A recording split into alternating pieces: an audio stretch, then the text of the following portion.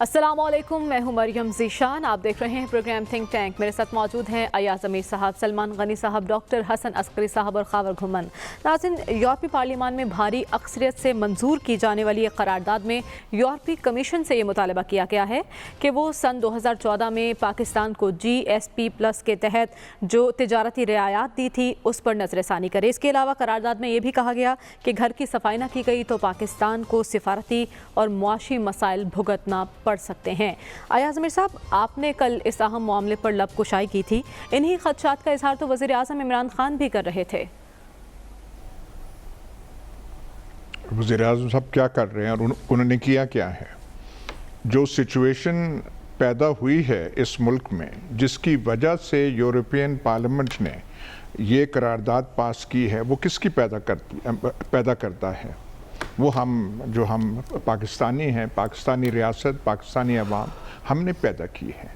جو تحفظات European parliament, دو چیزیں ہیں، ایک تو پرانی بات ہے، ان کے تحفظات ہیں ہمارے کئی قوانین کے بارے میں جو مذہبی امور، میں الفاظ احتیاط سے استعمال کر رہا ہوں، مذہبی امور کے حوالے سے قوانین ہیں اس کے بارے میں، اور ان کا اطلاق قانون سے زیادہ جس طریقے سے اس کا عمل درآمد ہوتا رہا ہے پچھلے سالوں میں، تحفظات اس حوالے سے ہیں۔ دوسرا جو ہے، جو محرک ثابت ہوا ہے، اس کا ذکر نہیں کیا، ایک انڈائریکٹ وے میں کیا یورپین پارلیمنٹ نے، وہ ہم نے یہ فرانس والے مسئلے کے تحت جو ہم نے سچویشن پیدا کی ہوئی ہے، اور اس حکومت اور ہمارے اداروں کی کمزوری اور ان کی جو ہے شارٹ سائٹڈنس، دور اندیش نہ ہونا، کہ ایسی وہ سچویشن پیدا کر دی ہے کہ جی وہ ایک ریزولوشن دے دیا ہے وہاں پہ قومی اسمبلی میں، جس پہ نہ آپ اسے رد کر سکتے ہیں، نہ آپ اسے ہضم کر سکتے ہیں، بس وہ لٹکا ہوا ہے، پاکستان کے لیے پرابلمز بن رہے ہیں۔ بات یہ ہے کہ ہم پاکستانی جو ہیں بحیثیت مجموعی، بحیثیت ریاست، ہمارے میں کمال ملکہ ہے اپنے لیے پرابلمز پیدا کرنا۔ ہمارے سیکیورٹی ریلیٹڈ ایشوز جو ہیں، طالبان، فلانا افغانستان کے ساتھ، وہ کچھ اوپر سے آئے، ناگہانی طور پہ آئے، کچھ ہم نے خود پیدا کی۔ جی، PIA کی فلائٹیں یورپین یونین میں جا نہیں رہی، اب وہ سچویشن کس نے پیدا کی تھی؟ ہم نے خود پیدا کی تھی۔ خواہ مخواہ کا ایک بیان ایسا ٹھوکا جو کہ شاید دشمن ملک اگر کوئی ہمارا ہے وہ بھی ایسی ترکیب نہ بنا سکتی جیسے ہم نے بنا دیا ہے۔ یہ فرانس والا مسئلہ جو ہے، اس پہ حکومت واضح پوزیشن نہیں لے سکی۔ وہ جو انگریزی کا لفظ ہے، یہاں پہ اپیز کرنا، یہاں پہ اپیزمنٹ کی پالیسیز کام نہیں کرتی، لیکن ہم وہی کرتے ہیں کہ ہم نے وہاں نہیں کرنا، یہ نہیں کرنا۔ تو بات یہ ہے کہ ہم دیکھیں تو صحیح کہ اگر ممکنہ تو یہ آگے جا کے پرابلم بنتا ہے، ہم وہ سہ لیں گے۔ اگر وہاں پہ ہماری وہ جو اسپیشل سٹیٹس ہے، GSP+ جو سٹیٹس ہے، اس پہ کوئی حرف آ گیا تو آپ کے یہ سارا جو ہم بگلے بجا رہے ہیں کہ جو فیصل آباد کی انڈسٹری کیپیسٹی پہ کام کر رہی ہے، وہ سارا کچھ بند ہو جائے گا، ایکسپورٹس کو دھچکا لگے گا، ایکسپورٹ ارننگ ختم ہو جائے گی۔ بھائی آپ نے اگر بڑکیں مارنی ہیں، چھتوں پہ چڑھ کے آپ نے اعلانات کرنے ہیں، تب کریں کہ آپ کو کسی کی پرواہ نہ ہو۔ مانگے تانگے پہ آپ اپنا ملک چلا رہے ہیں، کشکول آپ کا نہ ہو تو ملک آپ کا چلے نہیں۔ تو جب یہ بات ہے، آپ کی لاچاری اور مجبوری اتنی ہے، پھر ہر بات پہ، چھوٹی بات پہ چھتوں پہ چڑھنے سے ذرا پرہیز کرنا چاہیے۔ یہ دھوتو لگا کے جو ہم وہ کر دیتے ہیں لاؤڈ سپیکر کا، اور وہ جو ہم اعلان، پتہ نہیں ہم نے کس کے خلاف جنگ کرنی ہے؟ جنگ تو ہم اپنے خلاف کر رہے ہیں۔ فرانس کے لیے وہ ہم پرابلمز پیدا کر رہے ہیں، یا ہماری ماتم سے یا غصے سے یا مکوں سے فرانس کو کوئی اثر پڑتا ہے؟ پتہ نہیں ہم کس دنیا میں یہاں پہ جی رہے ہیں۔ ایک اپنا وہ ہم نے کنواں سا بنایا ہوا ہے، اور آج سے نہیں ہے کہ آج کا یہ مسئلہ فرانس کا ہے، پتہ نہیں افغان جہاد سے پہلے کا بھی لے کے آج تک ہے۔ آج جو ہے مقتدر ادارے بریفنگ دے رہے ہیں اور بتا رہے ہیں اوہو ہمیں نئی راہیں لینی چاہیے، فلانا لینا چاہیے۔ پہنچے ہم ان موڑوں پہ کیسے؟ اس تاریخ کو چھوڑیے، بھائی آپ نے نئی راہیں تلاش کرنی ہے، ہمہ گیر وہ کوشش کیجئے۔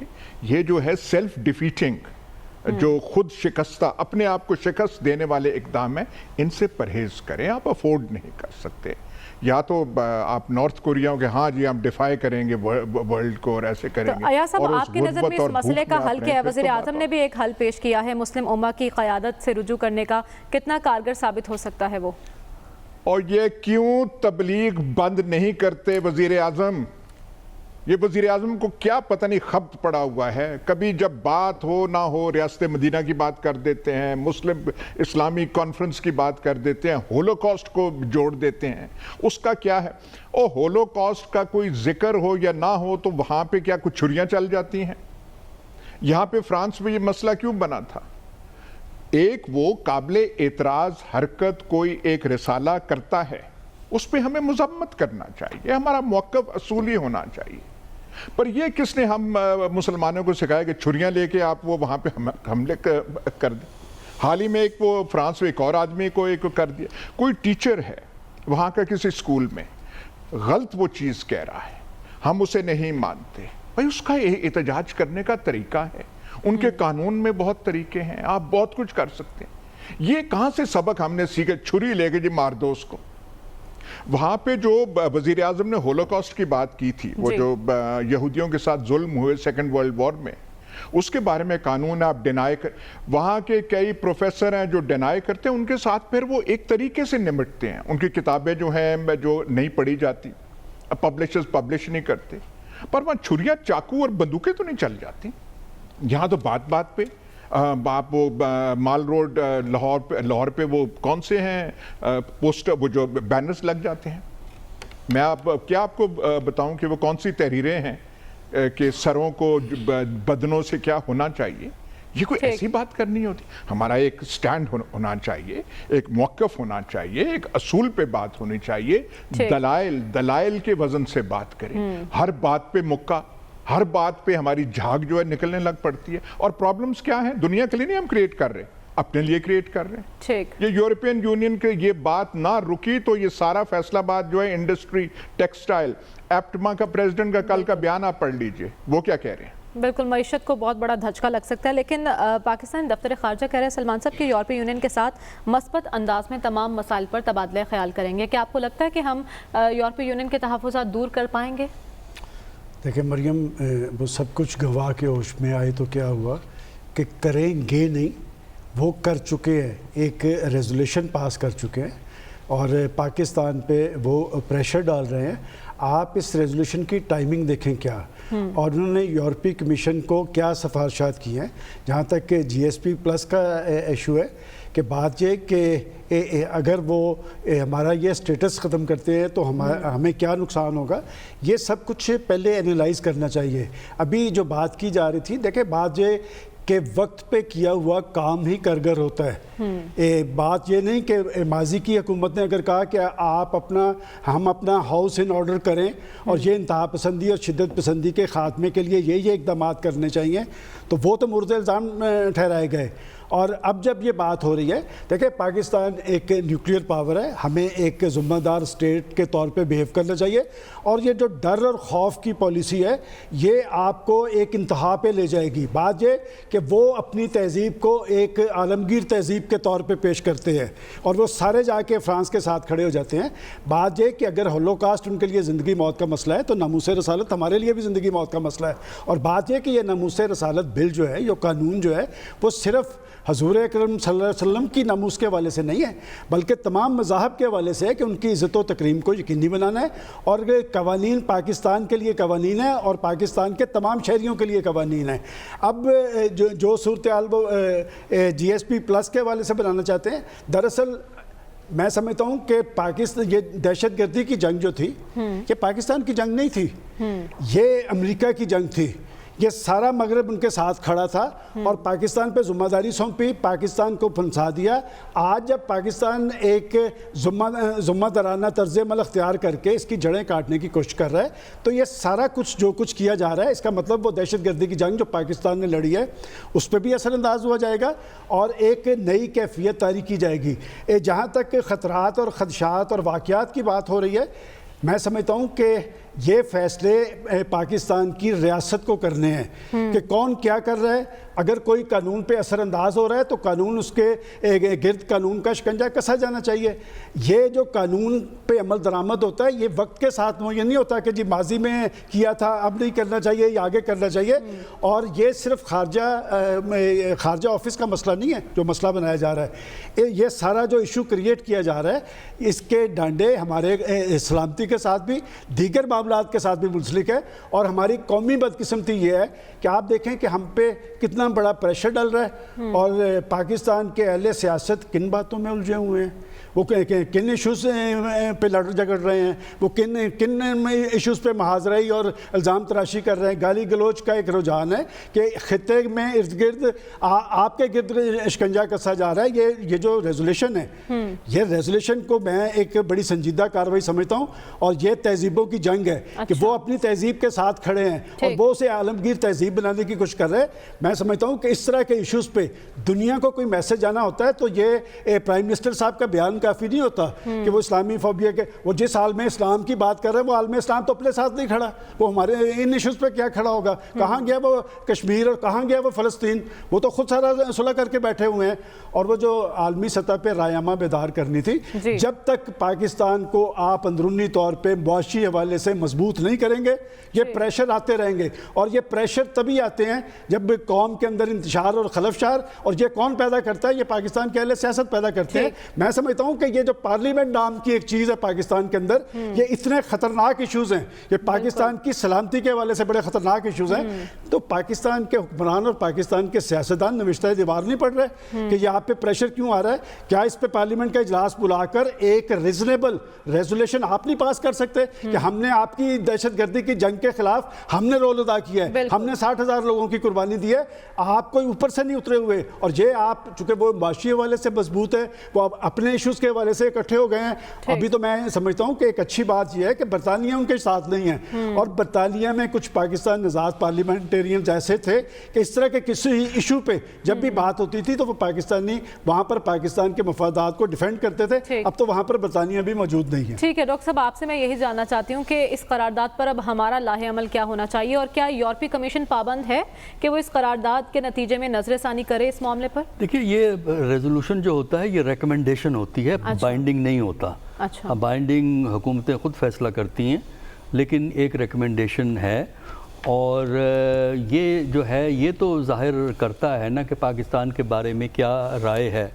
اصل میں پاکستان کیا کرے گا, مطلب یہ ہے کہ یہ بڑی افسوسناک بیان آ جاتے ہیں, یہ بڑی افسوسناک صورتحال ہے, ہم یہ نہیں کریں گے, ہم وہ نہیں کریں گے. مطلب یہ کہ پاکستان کی پالیسی کی ایک ٹریجڈی جو ہے وہ یہ ہے کہ ہم ہمیشہ وقتی ضروریات کو لانگ ٹرم انٹرسٹ پہ ترجیح دیتے ہیں. اچھا, وقتی ضروریات ہماری پوری ہو جائے, لانگ ٹرم میں نقصان ہوتا رہو پاکستان کا, کیونکہ جب تک لانگ ٹرم آئے گی کسی اور کی حکومت ہوگی تو میں کیوں بادر کروں. تو لہٰذا حکومتیں ہماری 1-2 سال سے آگے, کیا 1 ہفتے سے آگے نہیں سوچتی, ان کو یہ نہیں پتہ ہوتا اگلے ہفتے وہ ہونا ہے کہ نہیں ہونا. اب اس کے اندر اس معاملے میں یہ جو ہمارا رویہ ہے نا کہ فرانس کو وارننگ دے دو, اگر فرانس نے اپنا بیہیویئر چینج نہ کیا ہم پاکستان میں لوگوں کی زندگی گزارنا مشکل کر دیں گے. مطلب اس سے فرانس کو کیا فرق پڑتا ہے؟ کیا فرق پڑے گا؟ آپ سارے پاکستان میں آگ لگا دیجئے, فرانس کو کیا فرق پڑتا ہے؟ دیکھیے اس میں جو سوچنے والی بات ہے کہ کیا وجہ ہے کہ جو آپ کا پوائنٹ آف ویو ہے وہ اپریشیٹ نہیں ہو رہا, وہ کمیونیکیٹ نہیں ہو رہا. صرف اس پہ نہیں, کشمیر پہ دیکھ لیجئے, ہم کہتے ہیں ہمارا پرنسپل سٹینڈ ہے کہ ہم یونائٹڈ نیشن کے ریزولوشنز کے مطابق کشمیر کو حل کرانا چاہتے ہیں. بہت اچھا سٹینڈ ہے, پاکستان میں واہ واہ ہوتی ہے, لیکن سپورٹ کیوں نہیں ہے آپ کو؟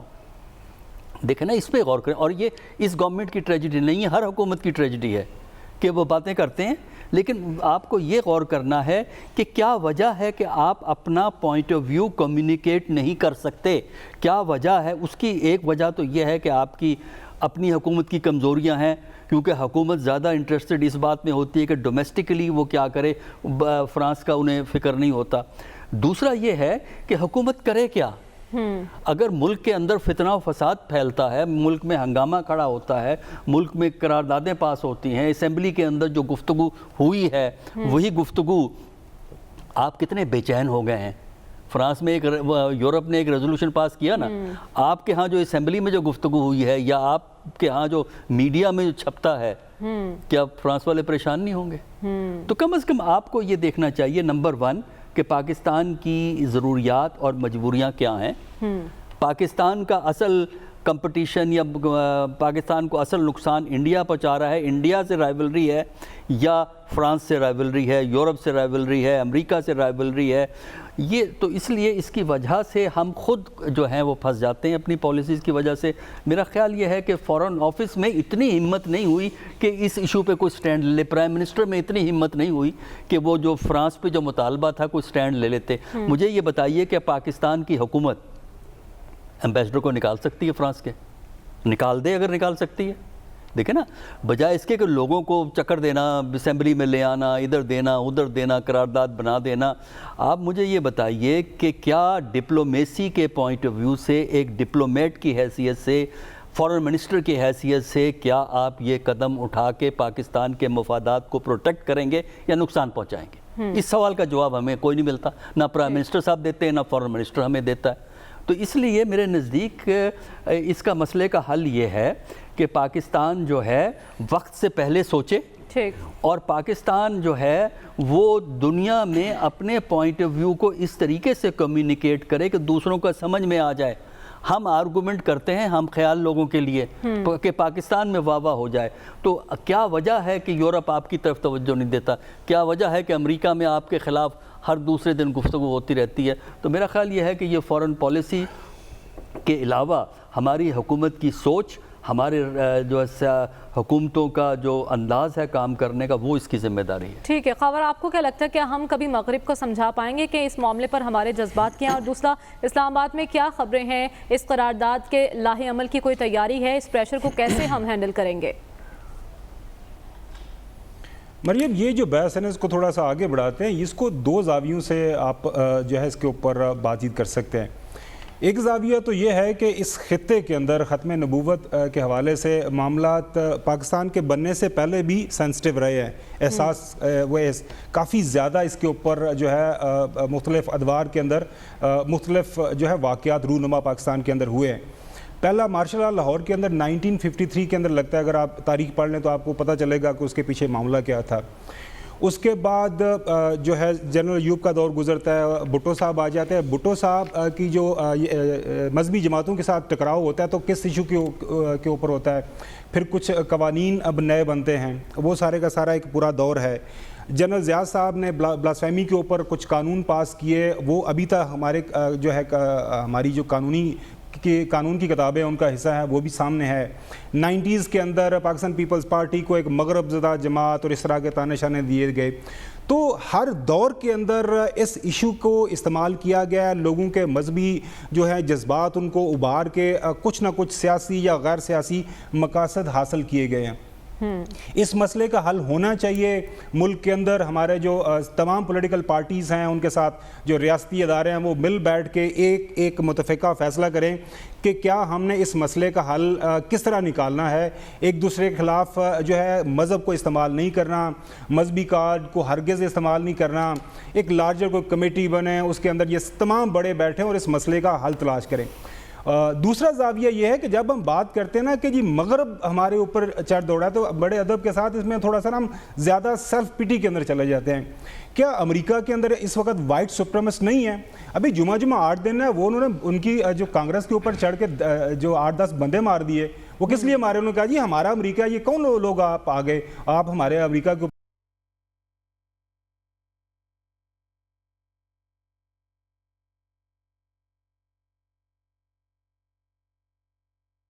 رائز میں وہاں پہ مساجد کے اوپر حملے ہوتے ہیں. اسلاموفوبیا کا جو ایشو ہے, نقاب کے اوپر جو مختلف موومنٹ چل رہی ہیں اگینسٹ, وہ تو آپ کے سب کے سامنے ہیں. وہ تو ایک معاملہ وہاں پہ چل رہا ہے. اب یہ ہے کہ ہمارے اندرونی جو حالات ہیں اس کو ایک البائی یا ایک پریٹیکس کے طور پر سامنے رکھ کے وہ ہمارے اوپر پھر اس طرح کی سینکشنز لگانا شروع کر دیتے ہیں. تو کیا 2014 سے کیا معاملات بہت ٹھیک تھے؟ آپ نے تب اس وقت جو ہے یہ جی ایس پی ہے, اس کو کیوں بحال کیا تھا, اس سے پہلے کیوں لگا ہوا تھا؟ یہ ساری کی ساری پالیٹکس ہے. اب چونکہ اب دیکھیں انڈیا کے حوالے سے امریکہ یا دوسرے ممالک ہیں وہ ان کے زیادہ قریب آنا چاہ رہے ہیں. ہمارے اوپر FATF کی تلوار کیوں لٹکی ہوئی ہے؟ ابھی تھوڑے دن ہوئے ہیں انڈیا کے اندر جس وقت جو موجودہ حکومت ہے وہ کون ہے؟ RSS کی آئیڈیالوجی کیا ہے؟ وہاں پہ مائنورٹیز کے ساتھ کیا کچھ نہیں ہو رہا؟ کیا یورپین یونین کے اندر آپ کو کوئی ایسی ریزولوشن پاس ہوتی ہوئی نظر آتی ہے؟ کیا کانگریس کے اندر یا کسی بڑے ہاؤس کے اندر ایسی بات آپ کو نظر آتی ہے؟ اس کی وجہ یہ ہے کہ ہم جو ایاز صاحب نے بات کی بالکل ٹھیک ہے، کمزور ملک ہیں، کشکول ہمارے ہاتھ میں ہیں، ہماری اکانومی بالکل اس وقت سکڑی ہوئی ہے. اگر دنیا کو ہم ایکسپورٹ کر رہے ہوتے، پوری دنیا کو کے لیے ہماری مارکیٹ کھلی ہوتی، ہم دنیا کی بڑی مارکیٹ ہوتے، تو پھر کوئی ہمیں اس طرح کا جو سبق نہ سناتا کہ ہم ان کا یہ بند کر دیں گے، ہم ان کا وہ بند کر دیں گے. وہی میں بتا رہا ہوں، کیا آپ کو انڈیا کے حوالے سے ایسی بات آتی ہے؟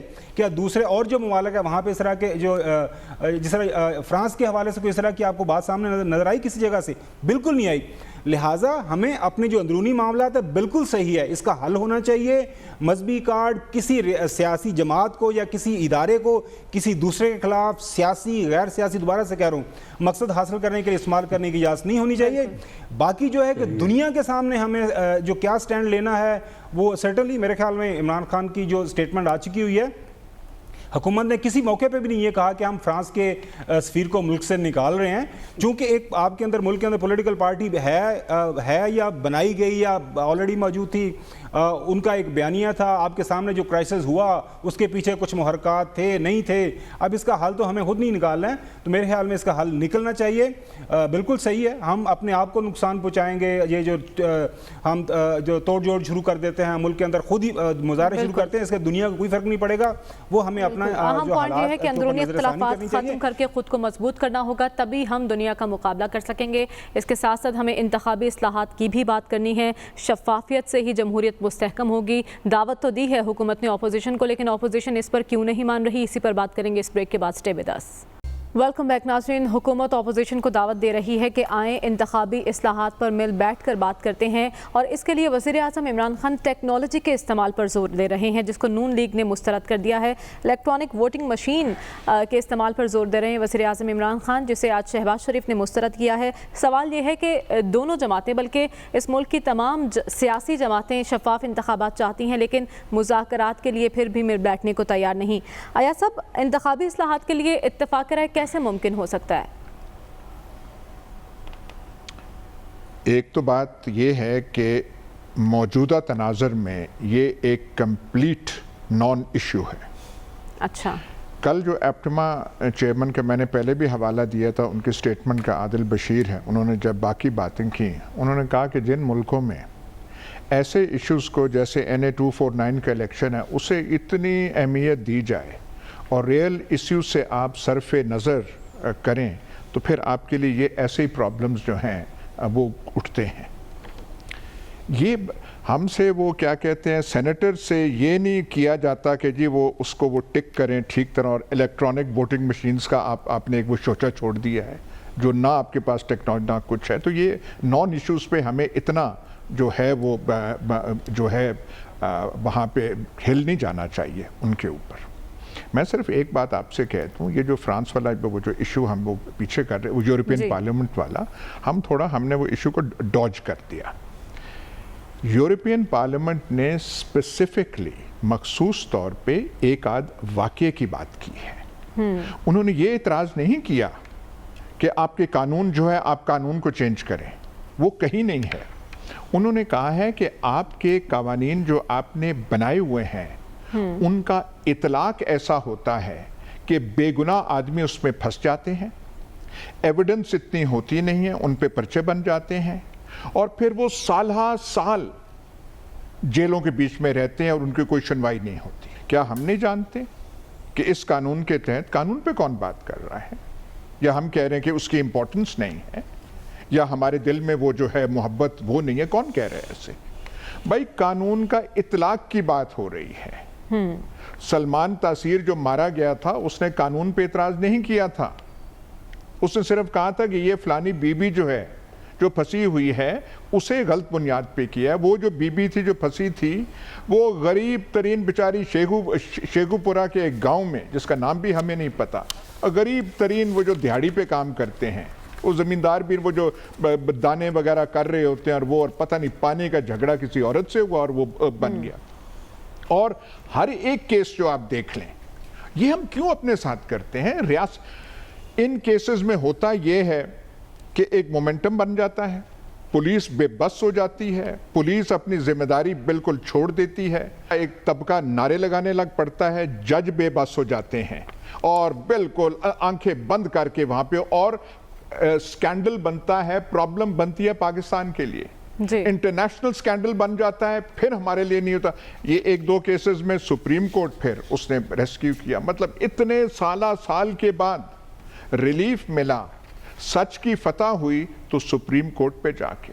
حال ہی میں یہ جب کچھ دن ہوئے ہیں, فیصل آباد میں 2 نرسوں پہ الزام لگ گیا, اس کے بعد کوئی اخبارات میں کوئی رپورٹ آئی ہے کہ ان نرسوں کے ساتھ کیا بنا ہے, وہ فیصل آباد کے کون سے جیل میں, کون سی وارڈ میں وہ پڑے ہوئے ہیں, ان کے ساتھ کیا ہے. پولیس نے چلان مکمل کی ہے, نہیں لی, گواہیاں دی ہیں, نہیں, بس بے بات جان اپنی چھڑائی, وہ پڑے رہیں. جن پہ یہ دیکھیے, یا تو کوئی بڑا تکڑا آدمی ہو اور وہ جان بوجھ کے ایسے کرے, بیچارے غریب ترین جو اپنے روٹی کے لیے جو ہیں وہ لاچار ہوتے ہیں. سلمان صاحب, اہم ایشو تو انتخابی اصلاحات کا بھی ہے, کیونکہ شفاف انتخابی عمل کے بغیر حقیقی اور مستحکم جمہوریت کا ہم خواب نہیں دیکھ سکتے. کیوں رکاوٹ ختم نہیں ہو رہی, ڈیڈ لاک کیوں پیدا کیا گیا ہے؟ بات یہ کہ قانون وہی مؤثر ہوتا ہے جو سب پہ لاگو ہو. بات یہ کہ اگر پاکستان کے اندر اقلیتوں کے ساتھ کوئی ظلم اور زیادتی ہوئی ہے تو ریاست پاکستان اس میں حرکت میں آئی ہے. اور دنیا کے اندر کیا مسلمان, نیوزی لینڈ کا واقعہ کیا ان کی اسٹیٹ کا واقعہ تھا؟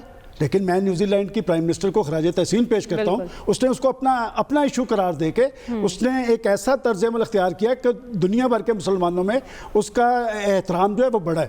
اب جہاں تک کہ بات ہے, آپ نے انتخابی اصلاحات کی بات کی ہے, میں سمجھتا ہوں کہ ہمارا بڑا مسئلہ یہ, جب ہم سارے ایشوز کی بات کر رہے ہیں نا, پاکستان کے اندرونی چیلنجز اور بیرونی چیلنجز, اگر پاکستان کے اندر ایک مضبوط اور مؤثر حکومت موجود ہو اور ایک فعال پارلیمنٹ ہو تو یہ سارے نان ایشوز نہ بنے اور ایشوز اور نان ایشوز نہ بنے. اب مضبوط اور مؤثر حکومتیں کیوں نہیں بنتی؟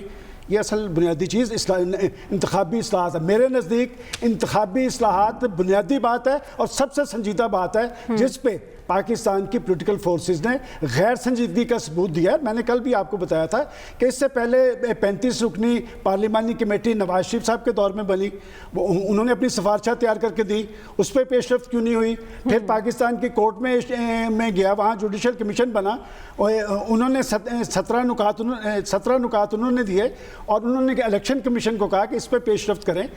اصل جو ایشو ہے اس پہ پاکستان کی نہ حکومت نہ پولیٹیکل فورسز وہ سنجیدگی اختیار کرتی ہیں. اگر پاکستان کی حکومتیں مضبوط,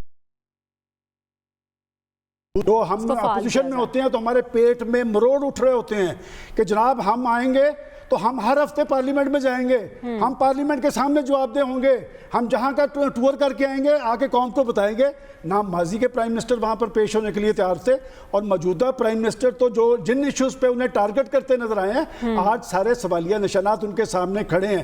اگر وہ واقعتاً اس پہ سنجیدہ ہیں تو کیا وجہ ہے کہ وہ کسی دن آئیں قومی اسمبلی کے اندر, ایکسپوز کریں آپ اپوزیشن کو. یہ ٹویٹس کے ذریعے نہ حکومتیں چلتی ہیں, نہ سیاست چلتی ہے, نہ جمہوریت چلتی ہے. اور یہی وجہ ہے کہ جمہوریت نام کس چیز کا ہے کہ جی آپ اقتدار میں آ جائے, اور اقتدار میں آ کے وہ سارا کچھ بھول جاتے ہیں جس بنیاد پہ وہ آئے ہو. آج پاکستان کے عوام اس جمہوریت سے جتنے مایوس ہیں کسی سے بھی نہیں, اور جو جمہوریت ڈیلیور نہ کرے اسے آپ جمہوریت قرار نہیں دے سکتے. آج ہم بیٹھ کے یورپین یونین کی بات کرتے ہیں تو وہاں پر جو سٹیٹس موجود ہیں وہ سر جوڑتے ہیں.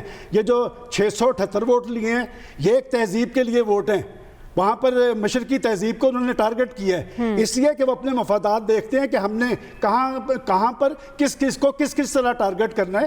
تو لہٰذا میں سمجھتا ہوں کہ پاکستان کے اندر مضبوط جمہوریتوں کے لیے اور ایک فعال پارلیمنٹ کے لیے یہ جو انتخابی اصلاحات یہ کرنی پڑیں گی. اور اگر آپ انتخابی اصلاحات کرنے میں سنجیدہ نہیں تو پھر پاکستان کے عوام کو اپنے اندر جان پیدا کرنی چاہیے, ان کے گریبان پکڑنے چاہیے کہ اگر آپ انتخابی اصلاحات میں سنجیدہ نہیں تو کون سی جمہوریت اور کیسا آپ کا جمہوری طرز عمل ہے. لیکن وزیر اعظم عمران خان نے اسپیکر قومی اسمبلی کو خط تو لکھا اس معاملے پر کہ کمیٹی بنائی جائے. ڈاکٹر صاحب, وزیر اعظم زور دے رہے ہیں ٹیکنالوجی کے استعمال پر, آپ کی نظر میں شفافیت کے لیے صرف ٹیکنالوجی پر انحصار کافی ہے, اس کے علاوہ کیا آپشن ہو سکتے ہیں؟ سارے کسی اور ٹیکنالوجی پہ جاتے ہیں, انتخابی ڈاکٹر صاحب دیکھیے بات یہ ہے کہ اگر آپ نے الیکشن کو شفاف کرنا ہے تو ظاہر ہے کہ جو شکایات پیدا ہوتی ہیں ان کے حوالے سے آپ کو اصلاحات کرنی ہیں، لیکن یہ ہم جو ہے نا امپیریٹیوز میں ہی گفتگو کر سکتے ہیں، کرنا چاہیے، ہونا چاہیے، اصولی طور پہ یہ ہے، لیکن عملی طور پہ اس کی کوئی ضرورت نہیں ہے۔ اس لیے کوئی پارٹی ہماری اصلاحات میں انٹرسٹڈ ہی نہیں ہے۔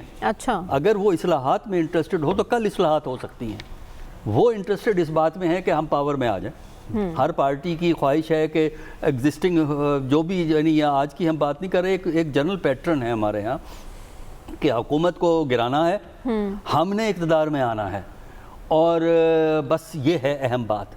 باقی جو یہ ہے کہ یہ دھاندلی ہو گئی، اتنا ووٹ زیادہ پڑ گیا، یہ ہو گیا، یہ تو اگر ہم ہار گئے تو ہم یہ بات کہیں گے، اگر ہم جیت گئے تو جمہوریت کی فتح ہو گئی۔ ڈاکٹر صاحب آپ سجیشن بڑے اچھے دیتے ہیں، الیکشن کو شفاف کیسے بنایا جا سکتا ہے آپ کی نظر میں؟ وہ کیا آپشن ہو ہی نہیں سکتا نا، اگر نیت ہو تبھی شفاف ہوگا نا۔ اچھا، کوئی آسمان سے فرشتے تھوڑی آئیں گے آپ کے الیکشن کو شفاف کرنے کے لیے۔ آپ کے نیبرنگ سٹیٹ میں الیکشن ہوا ہے، آپ سوچ سکتے ہیں آپ کے ہاں پاکستان میں ہی ہو سکتا ہے۔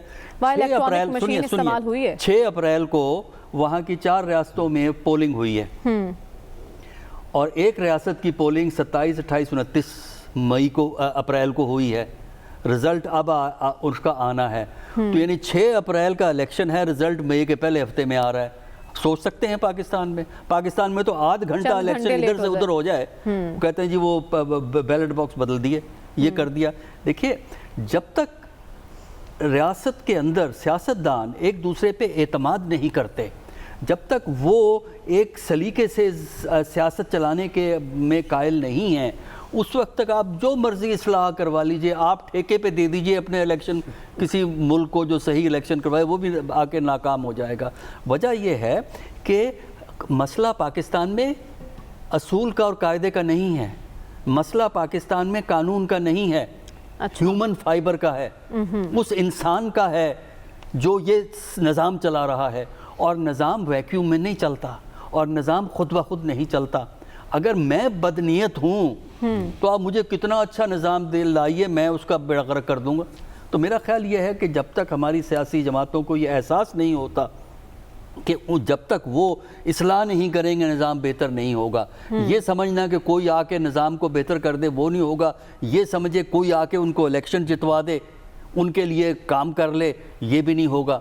تو میرا خیال ہے اسی طرح ہمارے ہاں جوتیوں میں دال بٹے گی۔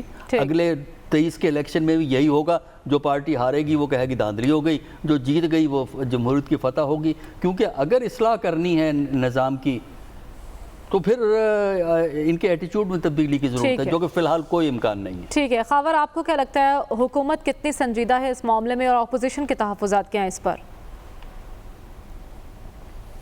دیکھیں جی، جس نہج پہ لڑائی فی الوقت پہنچ چکی ہوئی ہے ہماری حکومت اور اپوزیشن جماعتوں کے درمیان، پہلے ڈسکا کا الیکشن ہوا، وہ آپ نے دیکھا، اس کے اوپر جو جہاں پہ لڑائی جھگڑے ہوئے، کراچی کے اندر ہوا ہے، ابھی تک لڑائی جھگڑے چل رہے ہیں، وہاں پہ پی ٹی آئی اور نون لیگ آمنے سامنے تھے، اب یہاں پہ نون لیگ اور پیپلز پارٹی آمنے سامنے ہیں۔ تو آئندہ انتخابات پہ جانے سے پہلے، عام انتخابات جو کہ 2023 میں ہوں گے، میرے خیال میں کوئی نہ کوئی طریقہ کار تو ان کو نکالنا پڑے گا۔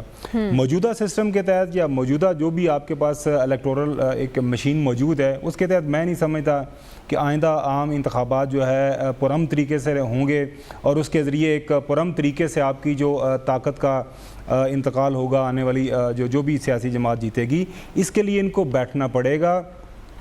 فی الوقت تھوڑا سا ٹیمپریچر بڑا ہائی ہے، ہم دیکھ رہے ہیں، سن رہے ہیں بیانات نون لیگ کی طرف سے جس طرح کے آ رہے ہیں، لیکن اندرون خانہ جو خبر آپ کے ساتھ شیئر کرتا چلوں وہ یہی ہے کہ نون لیگ کے اندر یہ ایک سوچ پائی جا رہی ہے، پیپلز پارٹی آلریڈی اس کے اوپر بات کر چکی ہوئی ہے کہ ان کو مل بیٹھنا پڑے گا، اور انتخابی اصلاحات، یہ نہیں ہے کہ جو عمران خان کہہ رہا ہے کہ جی آپ ہمیں ٹیکنالوجی استعمال کرنی ہے تو وہی طریقہ کار استعمال کریں، اس کے اوپر جو ہے نون لیگ اپنا ایک مسودہ پیش کر سکتی ہے، پیپلز پارٹی اپنا جو بھی ان کے ذہن میں ریکمنڈیشنز آتی ہیں کہ جو انتخابات کو شفاف اور شفاف بنانا ہے تو اس کے لیے کیا طریقہ کار ہونا چاہیے۔ انڈیا کی مثال بڑی واضح ہے کہ وہاں پہ ہم سے زیادہ کوئی پڑھے لکھے لوگ موجود نہیں ہیں، دور دیہاتوں کے اندر وہاں پہ بھی پولنگ ہوتی ہے، اور ہفتوں کے اوپر سارے کا سارا پولنگ پروسیس چلتا ہے، لیکن مجال ہے جب الیکشن ہو جاتا ہے تو وہ اس کے اوپر کوئی یہ اعتراض نہیں کرتا کہ رستے میں کوئی میرا بیلٹ باکس چوری کر کے لے گیا یا میرے ووٹنگ گنتی کے اندر کمی بیشی ہو گئی۔ میرے خیال اس کے لیے ان سب کو مل بیٹھنا پڑے گا۔ ایک بڑا گولڈن پیریڈ تھا 2008 سے 2018 کے درمیان، پیپلز پارٹی اور نون لیگ کے پاس اکثریت تھی، 2/3 میجورٹی تھی دونوں ہاؤسز کے درمیان۔ آپ کو یاد ہے کہ 2010 کے دوران وہ 18ویں ترمیم بھی پاس انہوں نے کر لی تھی جی، لیکن اس کا بنیادی مقصد انہوں نے یہی کہا کہ ہم تین دفعہ پرائم منسٹر بن جائیں، وہ کچھ اختیارات انہوں نے ٹرانسفر کر لیے، نہ نیب پہ کوئی اس کے قانون کے میں تبدیلی ہوئی، نہ باقی یہ جنہوں نے ریفارمز الیکٹورل ریفارمز اس حوالے سے کوئی بات چیت کرنی تھی کوئی نہیں کیا۔ ڈاکٹر صاحب کی بات بالکل ٹھیک ہے کہ ہمارے ہاں صرف طاقت کے حصول کے لیے تمام کام کیے جاتے ہیں، لیکن اب جو معاملہ جس نہج پہ پہنچا ہے میرے خیال میں اس کے اوپر جب تک آپ الیکٹورل ریفارمز نہیں کریں گے، اس کے بغیر انتخابات میں جائیں گے تو بہت زیادہ خون خرابہ ہوگا۔ لیکن خبر سیاسی جماعتوں سے مذاکرات کے لیے حکومتی کمیٹی بھی ایک بنائی گئی تھی، اس کمیٹی میں کوئی پیش رفت ہوئی یا نہیں ہوئی، یہ آپ سے جانوں گی۔ ابھی ہمیں بریک کی طرف جانا ہے۔ ویلکم بیک ناظرین، خبر بریک پر جانے سے پہلے آپ کے لیے سوال چھوڑ کر گئی تھی، سیاسی جماعتوں سے مذاکرات کے لیے حکومتی کمیٹی کوئی پیش رفت کر سکی ہے؟ دیکھیں کمیٹی بنی ہوئی ہے، کمیٹی کو ہم تھوڑی دیر کے لیے سائیڈ بھی رکھیں تو پارلیمان موجود ہے، نیشنل اسمبلی موجود ہے، سینٹ موجود ہے، اور وہاں پہ ہمارے تمام جو پولیٹیکل پارٹیز کے جو بڑے ہیں ان کا جانا ہر روز ہوتا ہے۔ اب جمعہ 8 دن ہوئے ہیں، محترم شہباز شریف صاحب اور پرائم منسٹر عمران خان نے مل کے جو موجودہ چیف الیکشن کمشنر ہے ان کو اپوائنٹ کیا تھا۔ ہمارے سیاستدان تھوڑی سی بیان بازی زیادہ کر لیتے ہیں، اندرون خانہ ان کو پتہ ہے کہ اسی میں ان کی بچت ہے، تو میرے خیال میں جہاں تک الیکٹورل ریفارمز ہے اس کے اوپر ضرور کچھ نہ کچھ ہو جائے گا۔ میں کچھ کہنا چاہوں گا اس پہ۔ جی ایاز صاحب، میں تین الیکشن لڑ چکا ہوں، مجھے کوئی سمجھ نہیں آ رہی کہ کون سے الیکٹورل ریفارمز کی آپ بات کر رہے ہیں، کہ مطلب کوئی بتائے نا کہ یہ چیز ہونی چاہیے کہ الیکشن میں وہ ہیلی کاپٹرز کا استعمال ہونا چاہیے، رزلٹ یہاں پہ لے کے جائیں وہاں پہ لے کے جائیں۔ پچھلے الیکشن میں جہاں پہ جس کے بعد پی ٹی آئی حکومت میں آئی اور عمران خان وزیر اعظم ہوئے، جس طریقے سے پی ٹی آئی کی لسٹیں بنی، اور جہانگیر ترین سے آپ وہ ساری ڈیٹیلز لیں کہ کون بیٹھ کے وہ لسٹیں تیار کرتا، اس کے بارے میں آپ کیا قانون پاس کریں گے؟ وہ مانتے ہیں جو ایسے ملتے تھے کہ ہم وہ لسٹیں تیار کرتے تھے، یہ کسی قانون کے دائرے میں چیزیں نہیں آتی، پر آتے رہے ہیں، الیکشنز ہوتے رہے ہیں۔ اس میں 2002 کے الیکشن میں جو پرویز مشرف نے کروائے تھے، اس میں ریٹرننگ آفیسرز کے پیچھے اداروں کے لوگ بیٹھے ہوتے تھے، وہ تو آپ کر سکتے ہیں کیونکہ وہ ماحول اور تھا۔ اس میں بات یہ ہے الیکشن کمیشن اسرٹیو زیادہ بن رہا ہے، جیسے آپ نے ڈسکا میں دیکھا، وہ اچھی چیز ہے۔ جوڈیشری زیادہ اسرٹیو بن رہی ہے، اپنی وہ ان کا وہ سوچ جو ہے اس کا دائرہ کار وسیع ہو رہا ہے۔ وہ آپ کو چاہیے کہ انسٹیٹیوشنز ایسے ہوں جو ڈومینیٹنگ انسٹیٹیوشنز کو بیلنس کر سکیں، وہ آہستہ آہستہ اگر ہو جائے تو وہ اچھی چیز ہے۔ پر ابھی یہ جو قانون کی آپ بات کریں، کون سے اصلاحات آپ نے بتائے تو صحیح نا، کون سے جو ٹیکنالوجی کے استعمال کی بات وہ یہ ہیں کہ ایک نہیں ٹیکنالوجی کا استعمال تو ایک سیگمنٹ ہے نا، اس میں یہ ہے کہ ان کو کمپلیٹ فائنینشیل اٹانومی دے دیں، جو الیکشن کمیشن کو کمپلیٹ بااختیار کر دیں، جس طرح انڈیا کے اندر ہوتا ہے کہ جب الیکشن پروسیس شروع ہو جاتا ہے تو پھر حکومت کا کوئی اختیار نہیں ہوتا، پوسٹنگ ٹرانسفر تمام جو ہے اس کے اوپر پھر جو ہے الیکشن کمیشن اوپر آگے بیٹھ جاتا ہے، تمام حکم احکام جو الیکشن کمیشن کی طرف سے جاتے ہیں، بہت زیادہ کام ہونے والے ہیں۔ الیکشن کمیشن کی کیپیسٹی نہیں بڑھائیں گے تو یہ ساری شکایات پیدا ہوں گی جو ڈسکا میں پیدا ہوئی ہیں، جو کراچی میں پیدا ہوئی ہیں۔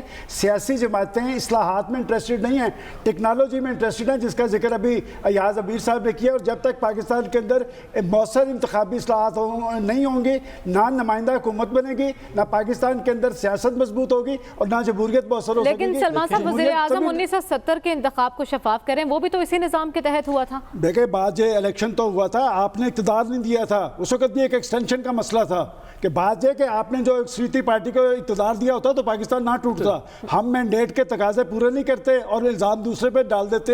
70 کا الیکشن درست ہوا تھا لیکن آپ نے جو اکثریتی پارٹی تھی اسے اقتدار نہیں تھا دیا۔ اچھا ڈاکٹر صاحب آپ کیا کہیں گے اس پر؟ دیکھیں بات یہ ہے کہ ہمارے الیکشن کمیشن جو پاکستان کا ہے اس کے اختیارات تقریباً وہی ہیں جو انڈین الیکشن کمیشن کے ہیں، وہ صرف استعمال کا فرق ہے، ماحول کا فرق ہے، اور دوسرے یہ کہ 2018 کے الیکشن میں कोई हुकूमत, कोई प्रोविंशियल हुकूमत एक सिविल सर्वेंट को भी ट्रांसफ़र नहीं कर सकती थी बगैर इलेक्शन कमीशन की परमिशन के। अच्छा, ये यानी इलेक्शन तक ये पाबंदी थी। जिस दिन इलेक्शन ख़त्म हो गया उसके बाद फिर उनके इख्तियारात वही थे जो आम हुकूमतों के होते हैं।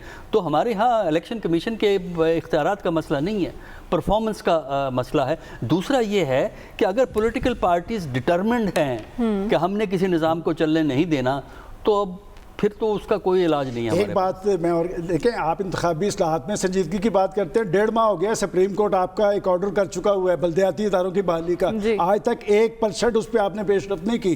तो क्या सुप्रीम कोर्ट को चाहिए कि इसका नोटिस लें कि आप बात डेमोक्रेसी की करते हैं और अपने इक़्तिदार में आप कहते हैं कि जी हम बल्दियाती सिस्टम को मजबूत बनाएंगे, बल्दियाती इदारे ना आप बहाल कराने के लिए तैयार हैं ना आप इंतखाबात करवाने के लिए तैयार हैं। असल में मरियम मसला यह है कि तमाम हमारी सियासी जमातें माजी के अंदर इक़्तिदार में रही हैं ना, उनको मुख्तलिफ तरीक़ों से इक़्तिदार हासिल हुआ था, तो वो चाहती नहीं है कोई इस तरह का मामला हो जाए कि वो जो रस्ते हैं, वो जो पगडंडियाँ हैं वो कहीं गायब हो जाए।